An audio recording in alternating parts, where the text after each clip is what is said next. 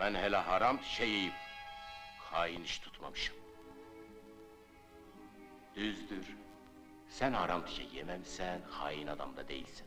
Ancak bir düşün. Niye adamlar seni görende yan kaçmaya başladı? Yalandır. Bu benim düşmanlarımın sözüdür.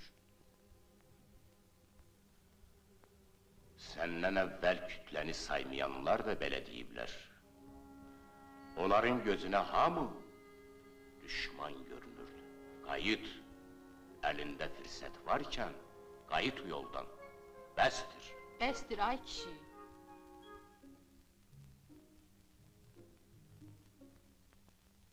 Mən ne cinayet eləmişəm ki töhməti yapıştırıblar yaxamdan.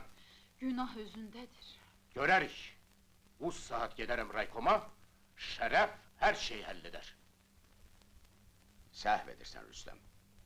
Partiya töhməti ləkə deyil. Mən əlimi uzadıb onu silə bilmərəm.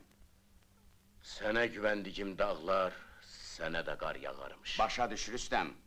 Bu töhməti ancaq sənin işin və xalqın əli sənin üstündən silə bilər. Deməli, çəkin bu şələni, hə? Dözməlisən, başqa çarə yoxdur. Neynək, mən kişiyim. Buna da dözərəm. Ancaq səndən bir xahişim var. Bu adsız kağızları yazan bir namusu tapdır. Canım bu qədər də böhtan olar. Yaxşı, tapdırarıq. Ancaq sən hələlik Kərəmi göndər fermiya. Qoy çobansa da işləsin. Yaxşı. Rüstəm. Yadındadırmı? Cavanlıqda oxuyardın.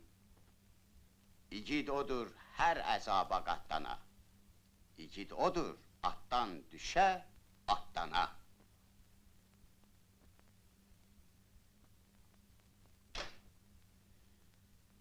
Sağ ol. Xoş gəldin.